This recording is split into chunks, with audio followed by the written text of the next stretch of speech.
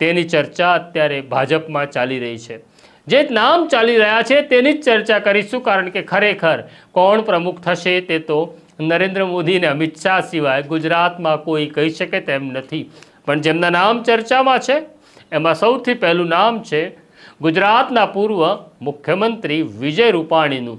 જો સૌરાષ્ટ્રમાંથી કોઈની પસંદગી કરવાની આવે તો વિજય રૂપાણી એક મહત્વનું નામ એટલા માટે ગણવામાં આવે છે કારણ કે તેઓ અમિત શાહ અને નરેન્દ્ર મોદીની નજીકના છે, વિશ્વાસુ છે, કયાગ્રા છે।